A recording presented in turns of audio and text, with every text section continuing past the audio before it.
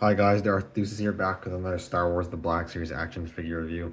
Today taking a look at a relatively recent release. It is the Mandalorian Fleet Commander, as seen in Season 3 of The Mandalorian. It was one of the really minor characters who was in the bridge of the captured Imperial cruiser a bit. I think maybe he had a few lines. It's been a while. I've only watched Season 3 once, and it was a little while since I watched it. I'll have to go back and watch it again. But yeah, another Mandalorian character. I'm a big fan of collecting different Mandalorians, and I think they're all really cool figures. So I was gonna pick this guy up. Um, it did come out last year in 2023. I just didn't. It wasn't super high priority for me to get right away because I figured he probably wasn't gonna make my top 10 list, and he wouldn't have. So, but I actually had it pre-ordered on Amazon.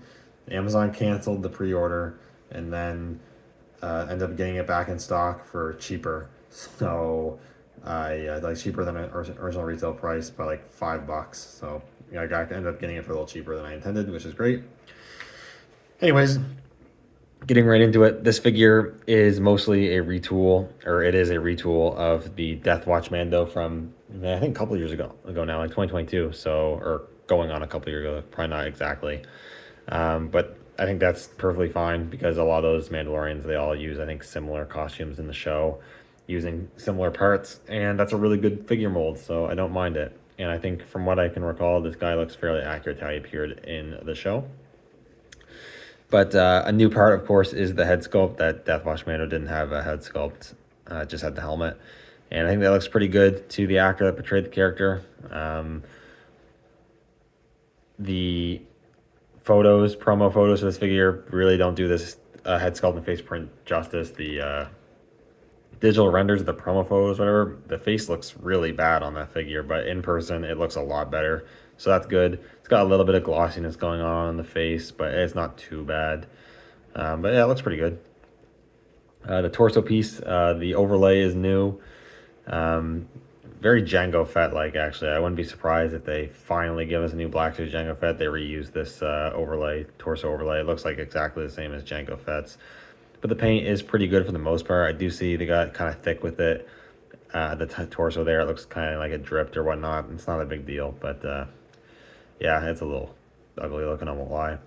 I do believe the shoulder pads are also new. Of all the Mandalorian figures I have and the Mandos that use this mold, I haven't seen another Mando figure that uses these shoulder pads. So I think these are new as well. So that's pretty cool. And I like the dark navy blue coloring of the undersuit. I think that's cool as well. Usually they're got like gray or black undersuits. So the dark blue I think looks kind of nice. Do have the gauntlets here and the hands, which I believe are all reuse, but that's fine. I think it looks good.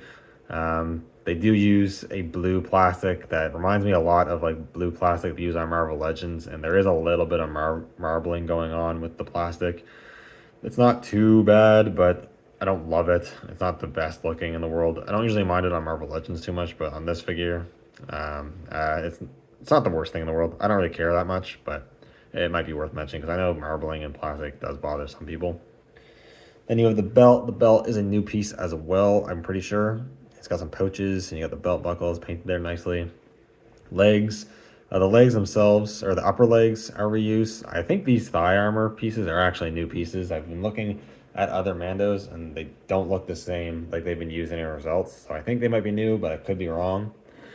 And then the knee guards, or knee pads, are reuse. And then the legs from the knee joint down are actually all brand new sculpting. So that's pretty cool. And I think that looks good. No, nothing super exciting going on. Pretty basic, but I think he looks pretty solid. In terms of articulation, dumbbell joint at the base of the head as well as the base of the neck. He looks up quite a bit, looks down a little bit. Pretty good at neck pivot, and you get rotation, of course.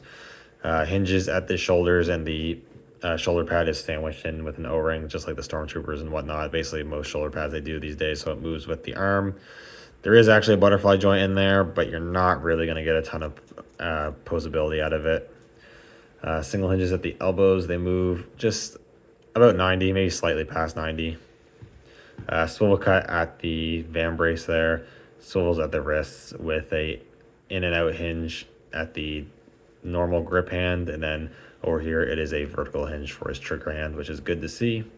Torso joint goes back just a little bit. crunches forward an okay amount, pivots a bit, and it does rotate. It's a little clicky on the rotation, but it's good. You get plenty of movement out of that joint.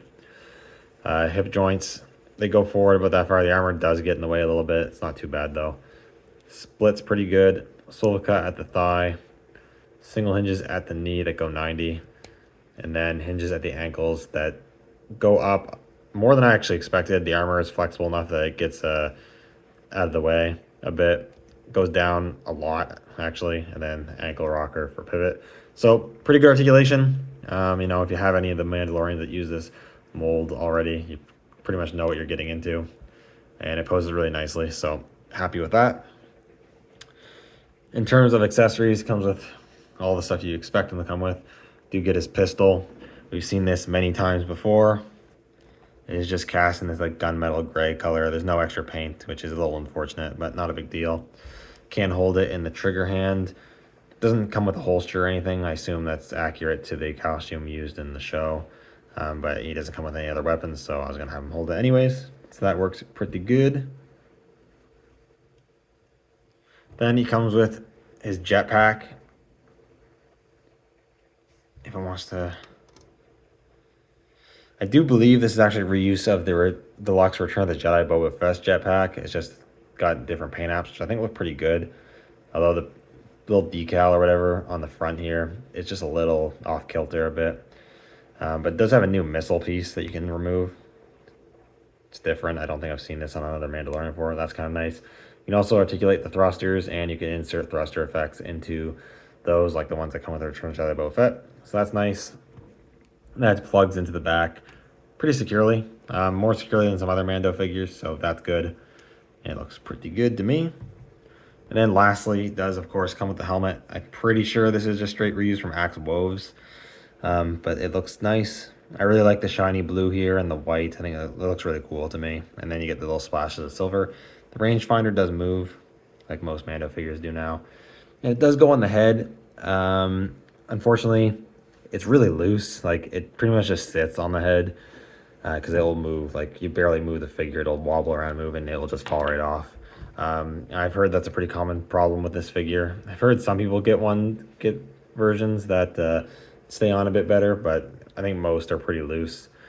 But it doesn't look like really that like oversized or anything. It looks like normal. It's just it's not tight, and to me that doesn't bother me that much because once I put it on the shelf, put the helmet on, and he's not moving again. It'll stay in place. But yeah, it might be a little annoying when you're trying to pose. So I would pose the figure and then put the helmet back on. But I really like how the figure looks with the helmet. I think that looks super cool. I like the colors on this figure a lot, actually. I think it looks pretty good. And in terms of comparisons here, here he is with a couple of the figures that use this mold. Here is Axe Woves, and here's the Death Watch Mandalorian. Both are still really solid figures. And you can see with the new lower legs, this figure is actually a little bit taller. He's a bit taller than Axe Woves and the Death Watch Mando. So I think it's kind of cool having a bit of variation in body types and whatnot for the different Mandalorian characters. I think is cool. But these all look really great together. They all fit in pretty nicely together. So yeah. But overall, I think this is a good release. If you are a fan of the Mandalorian, and more specifically, if you're a fan of just collecting all the different Mandalorian, specifically Mandalorian characters, I definitely recommend picking this one up. But at the same time, it's definitely not an essential character. So if you don't care about getting all the different Mandalorian figures and whatnot, then I think this is definitely one you could easily pass on, or you could wait for a sale on this one too. I can't imagine this one will be in super high demand, but it's hard to say. Anyways, that's pretty much it for my review. Overall, I think it's a pretty good one. So thank you guys so much for watching. Let me know what you think down in the comments below, and I'll see you all in the next video. May the Force be with you.